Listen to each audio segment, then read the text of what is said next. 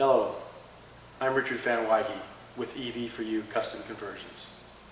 Welcome to the second in a series of how to convert your gasoline car to electric. In this series of videos, we will feature this 1974 VW Karmann Ghia, as well as a host of other vehicles. In this particular episode, we're going to discuss the considerations for a donor car and why we chose the Karmann Ghia for this project. A couple of things that you want to consider right off the bat are weight and aerodynamics, rolling resistance, room for batteries, and of course the car that you like. The weight is something that you're not going to be able to change a whole lot. Some vehicles, the internal combustion related components will be a greater percentage of the weight than in other vehicles. The Volkswagens, for instance, being an air-cooled vehicle, removing the engine doesn't change the weight a whole lot. They're probably only 200 pounds, not much of an exhaust system, no radiator and coolant and so forth. But they're a light vehicle. Mazda Miata, another light vehicle. You're not removing a lot of weight when you remove the internal combustion components, but more so than on the VW Beetle. Aerodynamics. One of the reasons we chose the Karmann Ghia was it's light and it is aerodynamic, and it has a kind of a cult following, and you don't see many of them anymore. So those kind of some of the reasons that we chose this car, and I've never owned one before, and I kind of liked it, and so we were able to pick this one up, and it's in excellent condition, which is a good starting point. So you can change, the weight and the aerodynamics a little bit, but those are things that are kind of going to be a part of the vehicle when you purchase it. Rolling resistance. Two-wheel drive vehicle is going to be better than a four-wheel drive vehicle or an all-wheel drive vehicle. And one of the biggest things you can do for rolling resistance is a good set of low rolling resistance tires. It can make a huge difference. You want a car that you can easily push, and that'll give you a good insight whether or not it's the rolling resistance. And another consideration is, a small car may be lightweight and aerodynamic, but you don't want to go too small. You want to have room to place the batteries yourself and perhaps some groceries. And so you need a car that will fit all that criteria. The Karmann Ghia is excellent in that case. There's room in the back. There's a shelf that is, or a compartment that's in the vehicle from the factory that will fit the batteries that we've chosen to use and still allow us plenty of room behind the seats for luggage or groceries or what have you, as well as plenty of room under the front for additional luggage.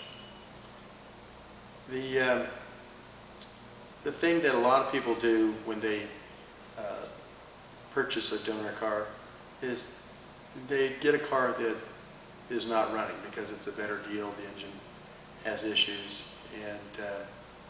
and consequently it's priced accordingly. I prefer to get a car that is in running condition so that you have some insights to the mechanics of the vehicle. For instance, on this Karmann Ghia, which has an engine that only has a few thousand miles on it and is worth almost as much as the car itself, but it allows us to drive the vehicle and learn a few things about the car. For instance, on this vehicle, the brakes, the front brakes, make some noises that we want to investigate. When the car's sitting still, there's no play in the steering. But going down the road, you have play in the steering. So we have some front geometry issues that we want to take a look at.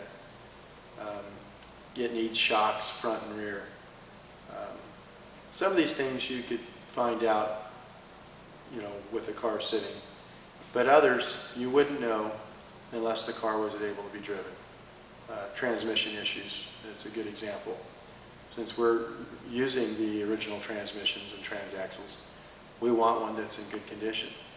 And the best way to know that is, and easiest way, is to have a vehicle that's running and you drive it and figure out all its little idiosyncrasies and start making your checklist and take care of all those things before you convert it. Kind of human nature is, once you're finished with the conversion, is you want to drive it. And if you have a car that has mechanical issues, it kind of spoils that moment where, wow, here it is, it's converted, it's ready to move under its own power, and we have brake issues or transmission issues or other issues. So I always advise that when possible, get a car in running condition and do all the mechanical and vehicle repairs first and then convert it. You'll be happier in the long run, and that's my recommendation. So for the rest of this video, let's look at this car in particular.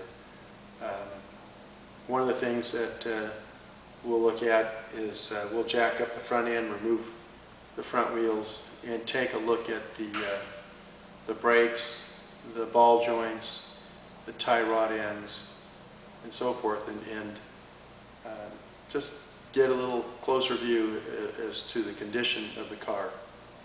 And again, start on that checklist of what components we're going to replace or repair.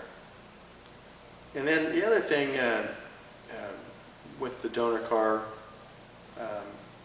that's important is, where are you going to place the batteries? That's the single largest user of real estate in your car, is that battery pack.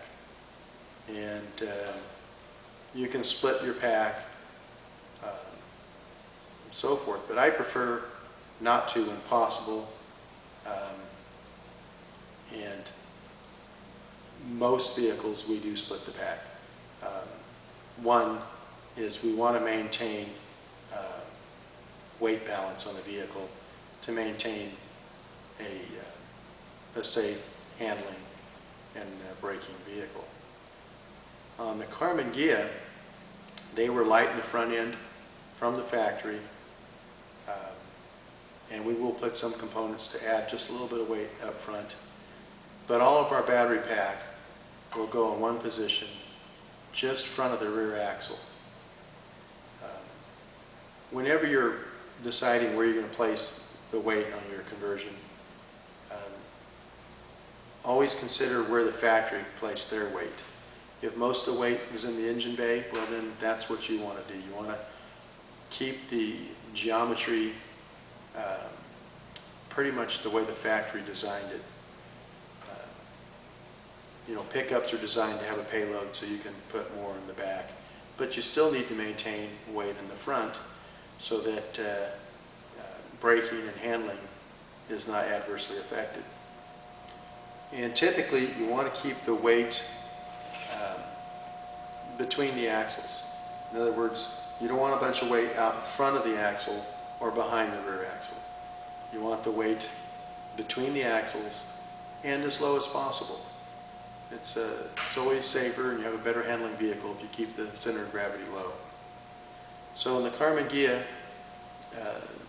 we will have the motor and controller and so forth in the engine bay, and it will weigh a little bit less than the stock gasoline engine. So the weight placement in that regard will be about the same. We'll be well off there. And then we're going to add about 300 pounds to the weight of the car from what it was stock. And that additional weight, most of that weight will be in front of the rear axle, which will add weight to the front axle also. And so when we're finished, we'll probably have a car that handles real close to the original vehicle.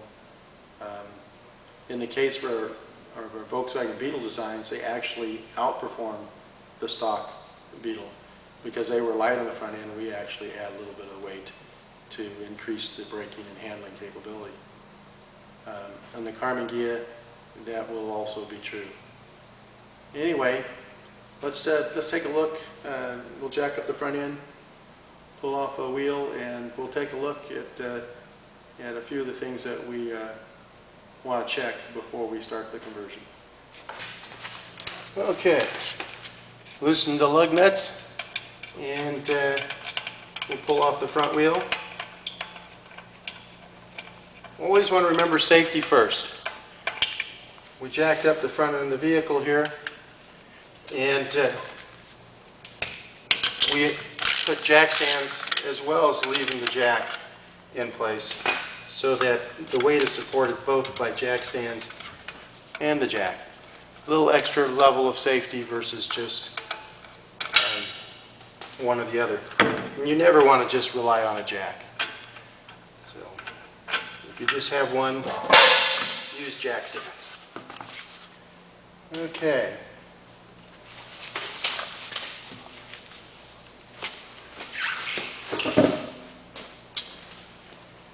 Well,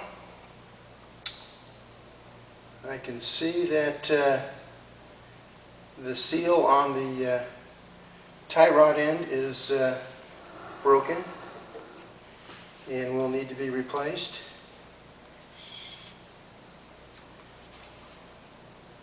Looks like a relatively new brake line.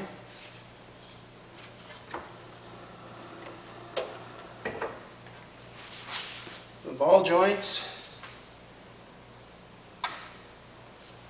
upper ball joint looks good. Lower ball joint seal at least looks good. The lower one does not.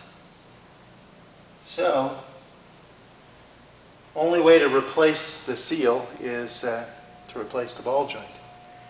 And that's what we're going to do.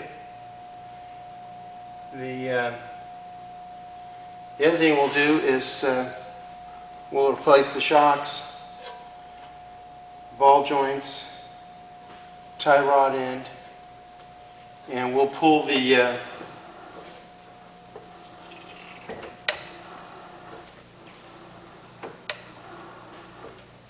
something doesn't feel right there. And we'll pull the wheel bearings out and inspect the wheel bearings. And if they need to be replaced, we'll replace the wheel bearings. If the bearings look good, we'll just repack them and put them back together. Disc brakes are nice as they add increased braking capability, cooling capability, but there's always a little bit of drag. And but this is not bad. Not bad at all.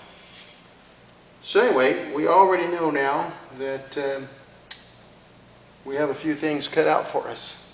The ball joints on these are a pain to replace.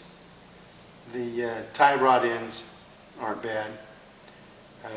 We'll take a measurement, so we'll get it back very close from where it was originally. But when all said and done, we'll have a four-wheel alignment done on the vehicle to ensure that we have everything aligned properly, and that's part of that low rolling resistance we talked about earlier. So we'll take a look at the other side, and then we'll take a look at the back. In the back, we're going to add disc brakes. The Karmann Ghia, this vintage, came with discs on the front, drums on the back. Big downside to the rear drums, I'd leave them if it weren't for the fact that they're not self-adjusting. And I'd like to have as low maintenance a vehicle as possible. And the rear ones aren't too bad. They wouldn't require adjustment too often. But we'll go with the discs for the extra braking capability and the zero maintenance. The downside will be we'll get a little bit more drag. You can adjust the drum brakes to where there's virtually no drag to them, and you can never do that with discs. But anyway, the pads on this look good, but it does look like we have a little bit of scoring here. Probably inspect that closer. That might have been from the previous pad, but we give everything a good once over just so we know that the car is in good mechanical condition before we start the conversion.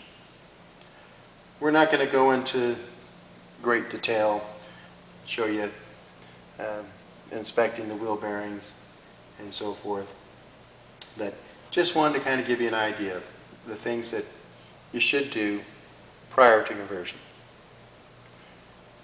For EV4U Custom Conversions, I'm Richard Van Wahi, and hope to see you in our next series, our next episode in this series. Thank you.